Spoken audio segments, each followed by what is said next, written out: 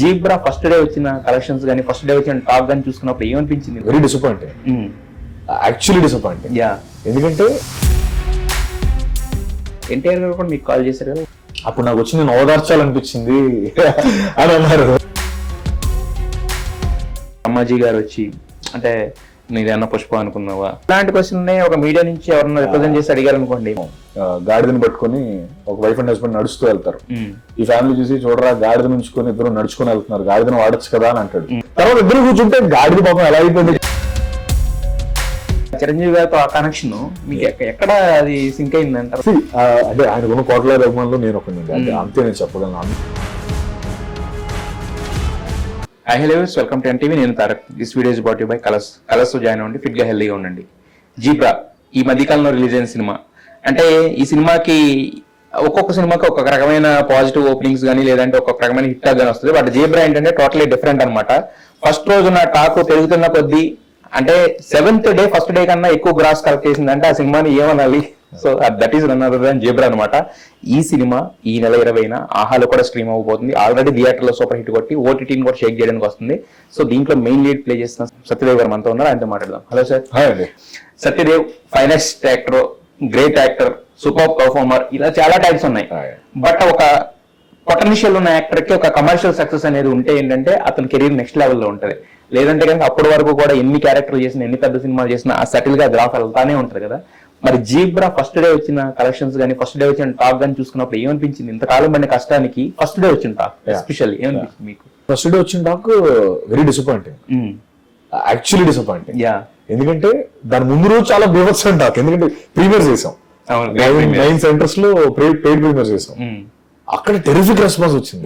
అది paid premieres అంటే ఒక రోజు ముందు రిలీజ్ చేసాం, అందరూ హౌస్ఫుల్స్ అయ్యి ఆల్ 9 షోస్ కంప్లీట్లీ వెళ్ళి నేను హైదరాబాద్ లో ప్రతి షోకి వెళ్ళాను, అందరితో మాట్లాడాను. అసలు వాళ్ళు వాళ్ళు ఇచ్చిన రెస్పాన్స్ అదంతా కూడా నాకు చాలా రోజుల తర్వాత, అంటే ఆల్మోస్ట్ 10 years తర్వాత నాకు ఆ రెస్పాన్స్ నేను ఫస్ట్ టైం చూస్తున్నాను, ఎక్స్పీరియన్స్ చేస్తున్నాను. ఓ ఇలా ఉంటుందా ఫుల్ షో అంటే, హిట్ అంటే ఇలా మాట్లాడతారా అనుకుని ఉన్నా. ఫస్ట్ డే మధ్యాహ్నంకి ఎంత ఆనందపడ్డానో, ఎవరెస్ట్ నుంచి ఎవరో ఇలా తోసేసినట్టే అయింది. ఎందుకంటే ఒక సెగ్మెంట్ కి అస్సలు నచ్చలేదు. అక్కడి నుంచి ఇప్పుడు నాకు ఎలా అయిపోయిందంటే త్రిశంక స్వర్గం అంటారు కదా, అటు స్వర్గం కాదు నరకం కాదు, మధ్యలో ఒకవైపు ఏమో చూసిన వాళ్ళందరూ టెరిఫిక్ చెప్తున్నారు, ఒక 20% ఒక సెగ్మెంట్ ఏమో ఒక వేరే పర్సెప్షన్ లో ఉన్నారు. ఎలా ఇది నేను బ్యాలెన్స్ చేయడం అర్థం కాలే. అంటే ఇప్పుడు 20% సంబంధం లేని వాళ్ళు అనుకోండి, అది ఇంపాక్ట్ పడి ఉండేది కాదు. కానీ వాళ్ళందరూ హై రెప్యూటెడ్ ఇన్స్టిట్యూషన్స్ నుంచి వచ్చిన సెటప్ లో అక్కడ నాకు త్రిశంక స్వర్గం అయిపోయింది.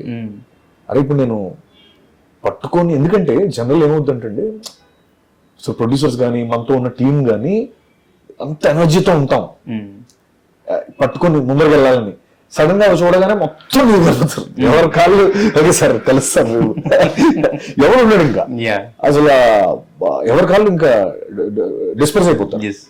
ఆ స్పేస్ నుంచి సినిమాని ఇప్పుడు అరే మనం నమ్మిన సినిమా 80% బాగుంది, లెట్స్ ప్రమోట్ ఇట్ అన్న స్పేస్ క్రియేట్ చేయాలంటే ఆ ఎనర్జీ మళ్ళీ మనం చేసుకోవాలి. అది నాకు చాలా చాలా ఇబ్బంది అయింది. అక్కడి నుంచి కాదు, ఎస్ 80% నమ్ముతున్నారు, కమాన్ లెట్స్ గో అని పుష్ చేసుకుంటూ తర్వాత ఆర్లీ ట్రెండింగ్ లోకి వెళ్ళింది, తర్వాత డైలీ ట్రెండింగ్ లోకి వెళ్ళింది. అలా బిఎంఎస్ లో గానీ ఎవ్రీవేర్ ఇంకా పాజిటివ్ అలా వచ్చి నేను అన్ని ఒక 30 షోలు ఉంటాను నేను, 30 సార్లు వెళ్ళి కలవడం అందరినీ. ఎందుకంటే నాకు మేజర్ ప్రాబ్లం ఎక్కడొచ్చిందంటే అండి, నేను తప్ప లేకపోతే నేను కరెక్టా అని నాకు అర్థం కాదు. డెసిషన్ మీద అర్థం కావట్లేదు. అంటే ఇప్పుడు అరే ఎందుకంటే నేను అన్నట్టు రెప్యూటెడ్ ఆర్గనైజేషన్ వచ్చినప్పుడు అరే ఒక మైండ్ ఖరాబ్ అయిపోద్ది. అవునా ఇలా లేదు, బయట రివ్యూస్ మీరు అనేది రివ్యూసే, నేను అంటుంది రివ్యూసే.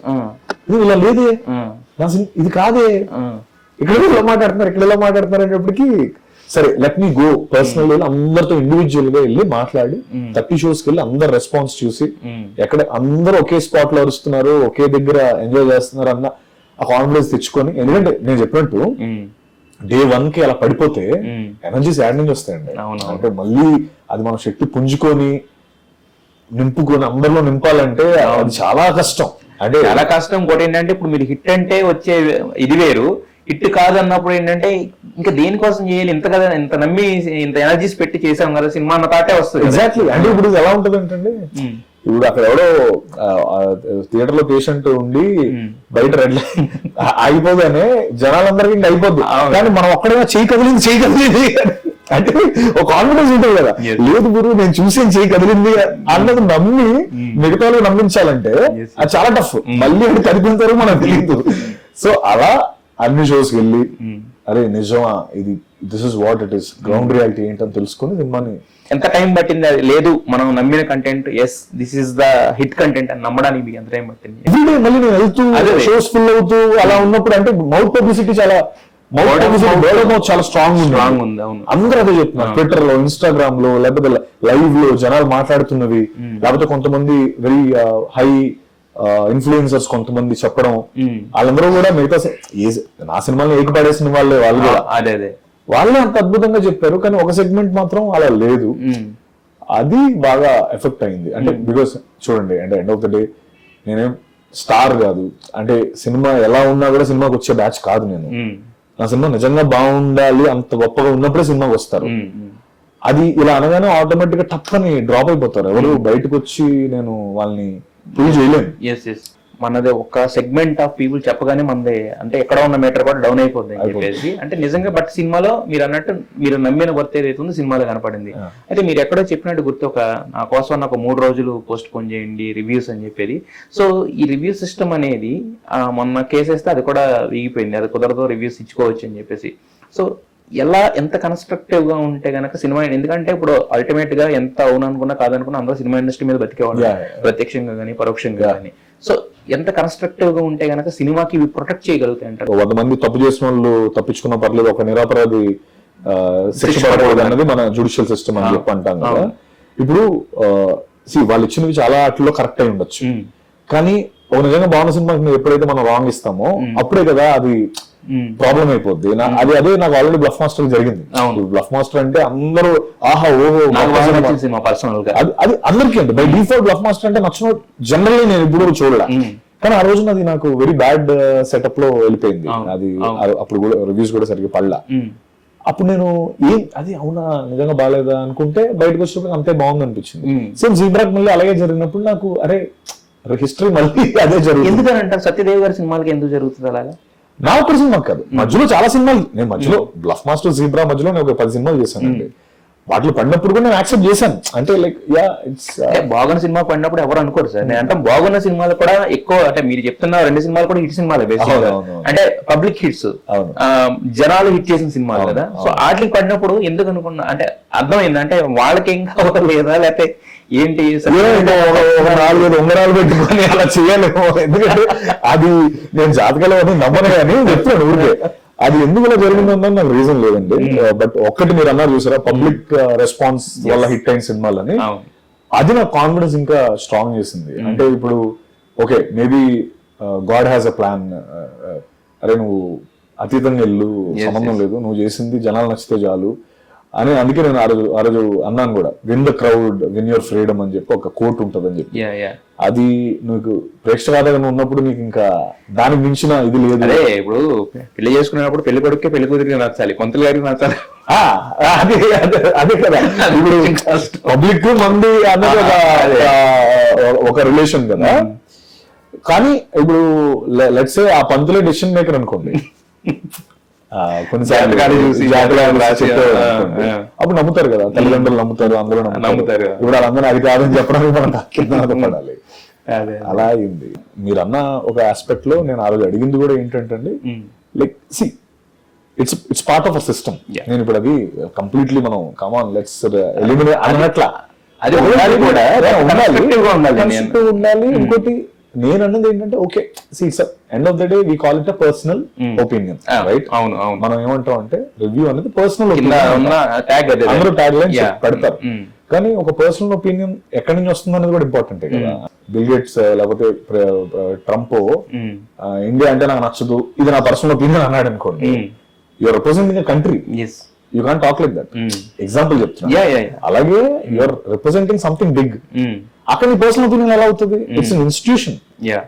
సో అవి పర్సనల్ ఒపీనియన్ అంటే నేను ఒప్పుకోను, అది నేను అంటుంది. అంటే it's a very long debate అండి. నేనేమన్నానంటే జస్ట్ ఒక 3 days కానీ బ్రీతింగ్ స్పేస్ దొరికితే end of the day cinema is a monetary thing.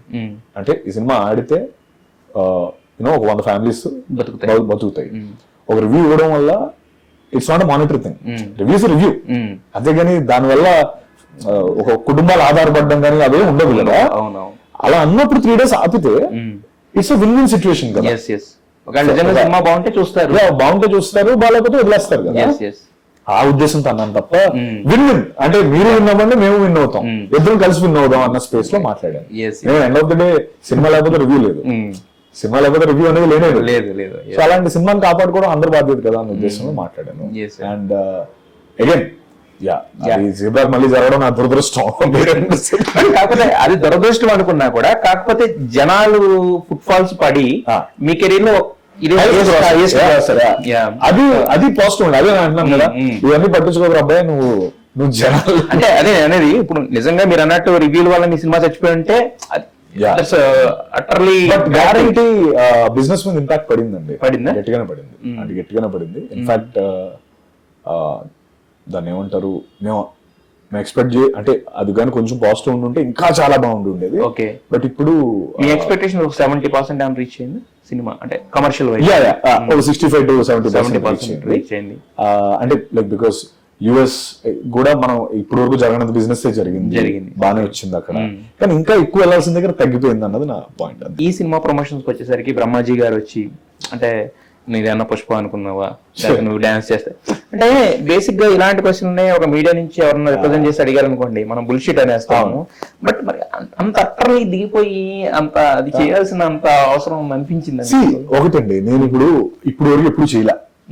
ఇప్పుడు ముందు నాకు ఎలా ఉండదంటే, అదే ఇది ఎలా ఉంటదంటే చూసారా, ఒక ఫ్యామిలీ బయట నించొని బస్ స్టాప్ లో కూర్చొని ఉంటారు. ఒకడేమో గాడిదని పట్టుకొని ఒక వైఫ్ అండ్ హస్బెండ్ నడుస్తూ వెళ్తారు. ఈ ఫ్యామిలీ చూసి చూడరా గాడిద నుంచుకొని ఇద్దరు నడుచుకొని వెళ్తున్నారు, గాడిదను వాడచ్చు కదా అని అంటాడు. తర్వాత ఏమో ఆడు ఆ పిల్లాన్ని గాడిద మీద ఎక్కించుకొని నడుచుకుంటూ వెళ్తాడు. చూడరా తెంగరోడు ఆ పిల్లం మాట వింటున్నాడు, ఆడు నడుస్తున్నాడు, పిల్లాన్ని కూర్చోబెట్టాడు అంటాడు.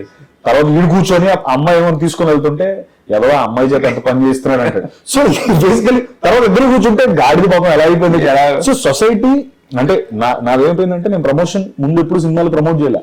నువ్వు సినిమా ప్రమోట్ చేయకపోవడం వల్లే సినిమా రాలేదన్నారు. సరే okay, let me promote it all guns blazing, full on వెళ్ళిపోదాం. ఎలా ప్రమోట్ చేయొచ్చు, గివ్ మీ ప్లాన్స్ అన్నాను. మన టీమ్ ఏదో ఒక ప్లాన్ ఇచ్చింది. అదే అంటే మేమేమనిపించింది అంటే ఇంత క్రిటిసిజం గా చేసుకోవడం అవసరమా అనేది అనిపించింది. ఇప్పుడు తర్వాత స్క్రిప్టెడ్ థింగ్ అండి, అదే స్క్రిప్టెడ్ థింగ్ అని అర్థం అవుతుంది. అంటే మనకు అర్థమవుతుంది. అంటే ఈ రోజుల్లో కూడా ఎలా ఉందంటే, ఏదన్నా ఒక యూట్యూబ్ లోనో లేకపోతే ఒక మీమో రాస్తే నమ్మేసే జనాలు ఇంకా ఉన్నారు. స్టిల్ ఎవరికో 1000 కోట్లు రాస్తుందంటే నిజమా అనుకునే వాళ్ళు ఉన్నారు. అది పాపం ఆడికి 100 రూపాయలు కూడా లేదు. అంటే ఇది దాని కింద ఎవరో దాని మీద ఇది కూడా పెడితే కింద ఇది స్క్రిప్టెడ్ స్క్రిప్ట్ ఒక 300-400 కమెంట్లు స్క్రిప్టెడ్ అనే అండర్స్టూడ్. ఎందుకంటే it's part of a promotion. ముందు కూడా ఇలాంటివి చాలా మంది చేస్తున్నారు. మేము చేసినప్పుడు అంటే అది బ్రహ్మాజీ అన్న స్టైల్. అది అంటే ఆయన ఏంటంటే వ్యంగ్యంగా మాట్లాడతాడు. అండ్ కొన్నిసార్లు ఏంటంటే negativity spreads faster than positivity. అది ఈరోజు మనం మాట్లాడుకుంటున్నాం ఆ సినిమా గురించి, తెలియాలి జనాలకి అన్న స్పేస్ లో చేసిందే తప్ప ఎవరినో కించపరచాలనో లేకపోతే కించపరచమని కాదు. అంటే మీకు సెల్ఫ్, అంటే మేము చూసిన సత్యదేవికి ఇంత అవసరం లేదేమో అని మాకు అనిపించింది. కంటెంట్ మాట్లాడుతుంది కదా, ఆయన ఎందుకు ఇలా దిగిపోయి చేయలేదు తరగరు. అంటే ఇది ఎలా ఉందంటే, నేను ముందు కూడా అలాగే కంటెంట్ మాట్లాడుతూ కానీ వదిలేసిన సినిమాలు ఉన్నాయి. అంటే ప్రమోషన్ సరిగ్గా చేసుకోలేక ఉన్నాయి. నేను ఇది సంబంధం లేకుండా కూడా ఆల్ గన్స్ బ్లేజింగ్ వెళ్ళి నేను ఒక డాన్స్ చేశాను, లేకపోతే అన్నట్టుంది ప్రీ రిలీజ్మెంట్ లో బయట చేశాను. తర్వాత ఎందుకంటే ఐ డోంట్ నో ఏది వర్క్ అవుతుందో నాకు అర్థం కాదు. ఇదంతా టెస్టింగ్ వాటర్స్. ఇప్పుడు మనం మాట్లాడుకున్న ఆ వీడియో ఏది కాలేదో తెలియదు. హైయెస్ట్ వైరల్ వీడియో నాకు అది. ఏది మొత్తం అందరూ చూసారు, సినిమా ఉందని విషయం తెలిసింది. సో నాకేంటంటే నాకు అది బిగ్గెస్ట్ విన్. ఓకే, మన పర్పస్ సినిమా గురించి తెలియాలి కదా అన్న స్పేసే కాబట్టి నేను. అండ్ ఇప్పుడు ఇంకోటి, ఇప్పుడు లైక్ చాలా సందర్భాల్లో మన విలేకరులు అడిగిన కొన్ని క్వశ్చన్స్ వల్ల సినిమాలు తప్పని పైకి లేచినవి చాలా ఉన్నాయి. ఎగ్జాంపుల్స్ వేరేగా చెప్పట్లేదు, మీకు తెలుసు. అంటే కొన్నిసార్లు ఐ థింక్ మేబీ ఏదో జరగాలి, negative might be positive, negative anything is publicity లాగా అయిపోయింది కాబట్టి నేను ముందెప్పుడు నేను కూడా వద్దు గురు ఇది అంటే లేదు మీకు తెలియదు ఇది జరగాలేదని పట్టుబట్టి చేసేవారు. And it work out. అది వర్కౌట్ అయింది. తర్వాత ఇంకోటి ఏదో చేశాను. అన్ని ఎవ్రీ ముందెప్పుడు చేయనంత ప్రమోషన్ చేశాను ఈ సినిమా. చిరంజీవి గారు రావడం అనేది ఇంకా బిగ్గెస్ట్ ఇది కదా ఈ సినిమాకి రిలీజ్ ఈవెంట్ లో వచ్చి. అంటే సత్యదేవ్ అంటే ఇంకా మన చిరంజీవి గారు చూసేస్తాం ఆటోమేటిక్ గా, ఎక్కడో చాటున ఆయన ఏదో ఒక ఇది ఉంటదని చెప్పేసి. సో మీ గురించి చెప్తూ అంటే ఎప్పుడూ చెప్పేదానికన్నా కూడా కొంచెం ఎక్కువే చెప్పారు. అంటే ఏదో నటించడానికి అలా ఉండదు, ఫేస్ మీద అంటే ఉన్నది హార్ట్ఫుల్ గానే మాట్లాడతాడు అని చెప్పేసి. సో చిరంజీవి గారు అంత మాట్లాడుతున్నప్పుడు అంటే ఏంటి మీ ఫీలింగ్ ఏంటి? ఆయన వచ్చి నిజంగా నా సినిమాని ఒక 10 times దాన్ని ప్రమోట్ చేశారు. పైకి వెళ్ళిపోయింది కంప్లీట్లీ. అది నిజంగా ఈ రోజు మా ప్రొడ్యూసర్లు కూడా అదే నమ్ముతున్నారు. మేము అందరం కూడా సినిమా ఉందని ఆ రోజు November 12th రోజు అన్నయ్య రావడం వల్ల తెలిసింది. అంటే అంత ఇంపాక్ట్ ఉంటుంది. అన్నయ్య ఒక దానికి వస్తే ఆ పాజిటివ్ వైబ్ కానీ ఆయన వచ్చి ఆయన మధ్యలో సడన్ గా ఫన్ చేశారు. అది ఎంత వైరల్ అయింది అంటే అతను నిజంగా మా సినిమాకి చేసిన అంటే లైక్ ఇది టెరిఫిక్. అది అన్నయ్య రావడం అంటే ఆయన అలా మాట్లాడడం అనేది నిజంగా నా అదృష్టంగా భావిస్తున్నాను. అంతకుమించి నాకు చాలా తక్కువ మందికి వస్తుంది అంటే ఆ చిరంజీవి గారితో ఆ కనెక్షన్ మీకు ఎక్కడ అది సింక్ అయింది అంటారు అంటే మీ పరంగా? అంటే ఆయన ఉన్న కోట్లాది అభిమానులు నేను ఒకటి అంటే అంతే నేను చెప్పగలను. అందరూ అతను అంతే నా అంత నేనెంత అయితే లైక్ అంటే ఎండ్ ఆఫ్ ద డే ఎక్కడో ఒక మిడిల్ క్లాస్ పర్సన్ ఎంత అచీవ్ చేయొచ్చు అని మనకి ఒక రూట్ చూపించిన వ్యక్తి కదా. అంటే నేనైనా లేకపోతే నాతో పాటు నేను సెట్ లో ఎవరితో మాట్లాడినా అందరూ ఎనీ టెక్నీషియన్ ఎవరైనా చిరంజీవి గారైనా మాట్లాడతారు. ఎందుకంటే అన్న వేసిన పాట లాంటిది. అరే you can dream big, you can dream anything. ఒక జనరేషన్ మొత్తం సునామీ లాగా ఆయన ఇన్స్పైర్ చేసి పడేశారు. అంత ఇన్స్పిరేషన్ లో అంటే ఒక వ్యక్తి పైన లవ్ ఉంటే నీ కెరీర్ నిలబడుతుంది అన్నదానికి అన్నయ్య ఈజ్ అన్ ఎగ్జాంపుల్ కదా. అంటే లైక్ చిరంజీవి గారు ఆయన వాళ్ళ ప్రేమతో మనం చేసుకుంటూ వెళ్ళి ఈ రోజు నాకు కెరీర్ ఎస్టాబ్లిష్ అయింది, నాకు కెరీర్ వచ్చింది. కెరీర్ అలాగే చాలా మంది కెరీర్ వచ్చింది. అంటే పరోక్షంగా ఒక జస్ట్ ఇన్స్పైర్ చేసి వదిలేస్తే ఇంతమంది కెరీర్స్ ఎస్టాబ్లిష్ అయ్యాయంటే దెన్ అది చిన్న విషయం కాదు. అది ఓన్లీ అందుకే ఆయన డెమిగాడ్ అని అంటారు. ఎందుకంటే అలా మనసులో పెట్టుకుని ఆ ఫైర్ ని వెలిగించుకొని ముందరకు వచ్చి లైఫ్ సెటిల్ చేసుకోవడం అనేది ఎంతమందికి. చిరంజీవి గారు మిమ్మల్ని పిలిచారు ఆ పాండమిక్ లో చూసిన సినిమా అందరికి తెలిసిందే. బట్ ఎన్టీఆర్ గారు కూడా మీకు కాల్ చేశారు కదా ఉమామహేశ్వర.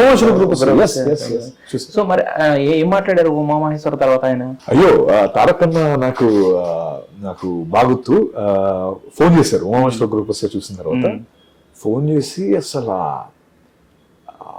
ఆయన ఎంత అంటే top of his voice Satya cinema అని అంటే తారకన్న వాయిస్ ఎలా ఉంటుంది నాకు అసలు మాట్లాడలేవు అనమాట. అన్న నిజంగా మీరు చూసారా అంటే చూడడం ఏంటి నాకు ఆయన ఒక మాట నాకు ఇప్పటికీ గుర్తు ఏంటంటే నువ్వు నిన్ను కొడతారు కదా, కొడితే నువ్వు ఏడుస్తుంటావు కదా, అప్పుడు నాకు వచ్చి నేను ఓదార్చాలనిపించింది అని అన్నారు. నాకు అది ఎంత అంటే ఇప్పుడు సినిమా ఆయన ఒక స్టార్, మనం చేస్తున్న సినిమా అని తెలుసు, అదంతా యాక్టింగ్ తెలుసు. ఆయన కూడా అరే వచ్చి నిన్ను ఓదార్చాలనిపించింది, నాకు ఎంత కనెక్ట్ అయింది ఆ సీన్, ఎంత బాగా చేసావు నువ్వు అని దాని గురించి మాట్లాడారు. తర్వాత ఇంకో సీన్ సినిమాలో ఏమవుద్దంటే ఫస్ట్ నాన్న తప్పిపోతారు, తీసుకొని వచ్చి మళ్ళీ పడుకోబెట్టి పడుకోండి అని చెప్పి వెళ్ళి మళ్ళీ డౌట్ వచ్చి పక్కన పడుకొని చేయబట్టుకుని పడుకుని పోతాను ఆ సీన్ లో. దాని గురించి నువ్వు వచ్చి మళ్ళీ ఆయన చేయబట్టుకొని పడుకుంటావు కదా, నాకు కంట్లో నీళ్ళు వచ్చేయాలా, ఎంత బాగుంది, నాకు ఇలాంటి సినిమాలు చేయాలనుకుంటాను కానీ నాకున్న స్పేస్ లో నేను చేయలేను, ప్లీజ్ డోంట్ లీవ్ దిస్, నువ్వు చెయ్యి ఇలాంటివి అని. ఎంత నాకు అంటే చాలా టెరిఫిక్. సినిమాకి ఇలాంటి ఒక రివ్యూ పడితే చాలా ఎనర్జీస్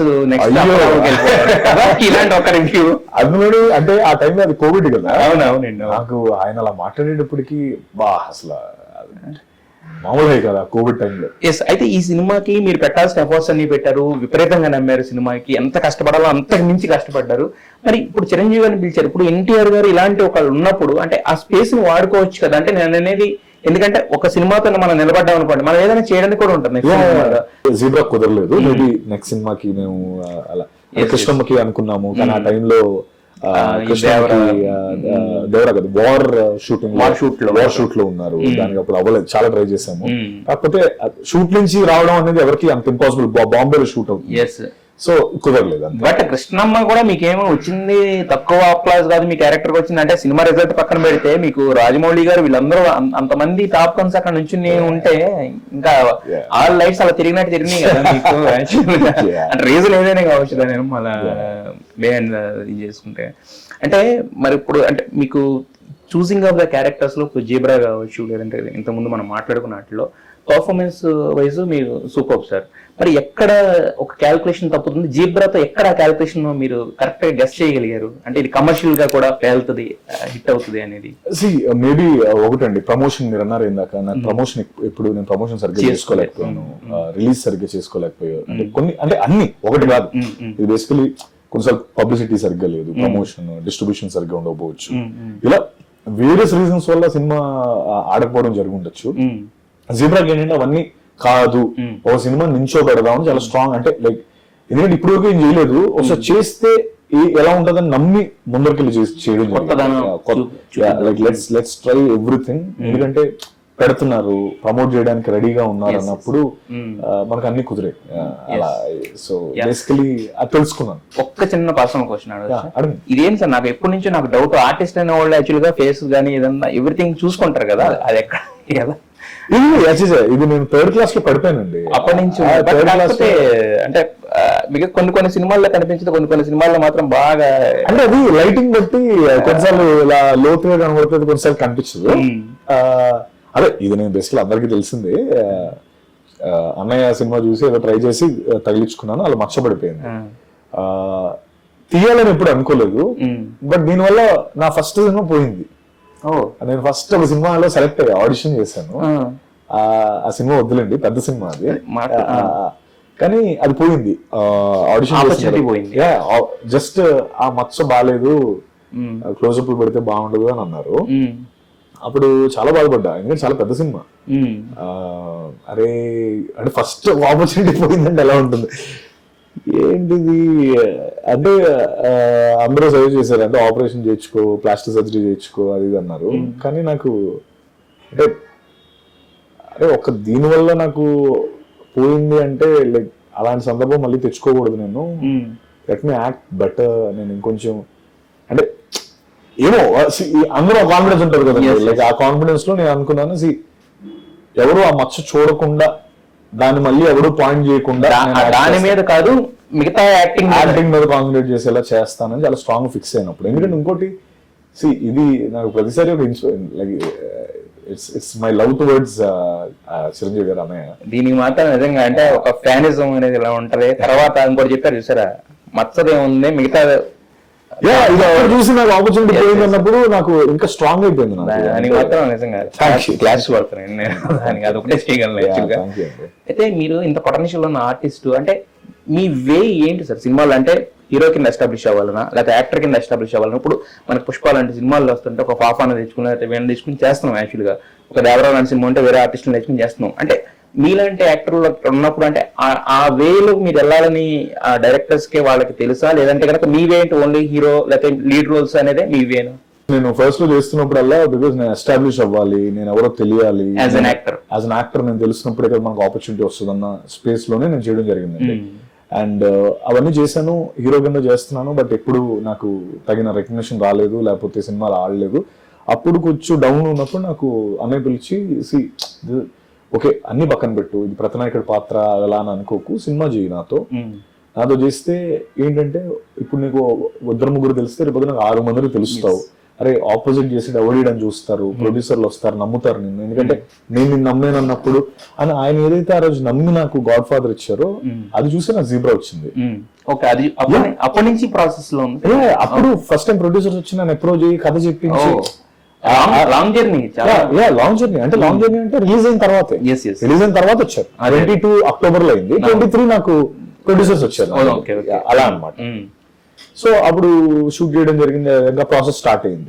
సో ఆ రోజు ఆయన ఏం చెప్తారో అదే నిజమైంది.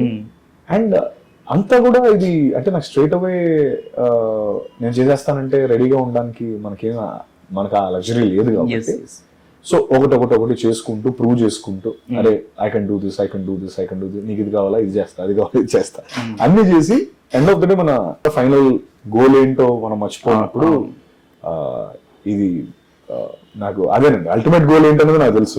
బట్ ఏదైతే ఇది చేస్తానో ఇది అంటే అల్టిమేట్ గోల్ అంటే నేను అనేది ఒక హీరో కింద లేదంటే అల్టిమేట్ ఇప్పుడు మనం చాలా మంది 100% అండి టెరిఫిక్ పెర్ఫార్మన్స్ అని మాట్లాడుతాం అలా I don't mind doing that because ఇప్పుడు ఆ కండిషన్ మారిపోతుంది. It's no more hero villain లేకపోతే వీడు ఈవిల్ అలా లేదు. Like soon you will see మొత్తం తమిళ్ తెలుగు కన్నడ హిందీ ప్రతి సినిమాలో అందరూ చేస్తుంటారు ఒక రూఫ్ కింద వస్తుంది. I think going forward it's only multi star because అలా అయితేనే సినిమాలు ఎక్కువ మంది రీచ్ అవుతాయి కాబట్టి ఆ స్పేస్ లోనే ఉన్నాం కాబట్టి నేను నమ్మింది కరెక్టే అన్నాయి అనుకుంటున్నాను. అంటే మనం చేస్తాం ఇంకో సినిమాలో మనం ఒక ఇట్స్ మల్టీ స్టార్. నా పని ఏంటంటే యాక్టింగ్, దాన్ని జనాలు ఎలా తీసుకుంటారు ఏం ఆఫర్ చేస్తారు వాళ్ళ పరిస్థితి. మన మార్కెట్ మనం క్రియేట్ చేసుకోవాలి, మన మార్కెట్ లో మన రేస్ లో ఉండాలి. అంటే చిరంజీవి గారు చెప్పింది అది వర్కౌట్ అయింది కదా నేను అనేది. అంటే ఇంకా ఆ కైండ్ ఆఫ్ వచ్చిన అంటే ఓన్లీ అన్నయ్య చెప్పారని చేస్తే ఇంకా నెక్స్ట్ ఆ కైండ్ ఆఫ్ వస్తే ఇంకా నేను ఎక్సైట్ అవ్వాలి. అంటే మనకి జీబ్రాకి సంబంధం లేని ఒక్కొక్క వచ్చిన పుష్ప ఇప్పుడు చూస్తే కనుక ఇప్పుడు ఫాస్టెస్ట్ 1000 అన్నారు చూసారా? పుష్ప చూసాను, ఎలా అనిపించింది? అయ్యో వైల్డ్ ఫైర్ అంతే, చాలా బాగుంది వైల్డ్ ఫైర్. అంటే చూసాను. అయితే మీకు ఇంత ముందు అది వేరే వాళ్ళు అడిగారా క్వశ్చన్, నేను అడుగుదామని కాదు కానీ ఇప్పుడు ఇంత ముందు అంటే తారక్ గారు మీకు ఒక కాంప్లిమెంట్ ఇచ్చారన్నారు కదా, RRR కి అదే లీడా లేదంటే రాజమౌళి గారి దగ్గర నుంచి వచ్చింది?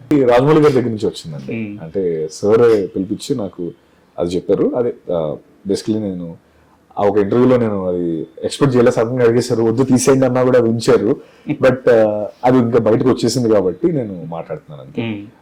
RRR లో నేను ఒక చిన్న పాత్ర చేశాను, అది సినిమాకి సరిపోలేదు తీసేశారు అంతే.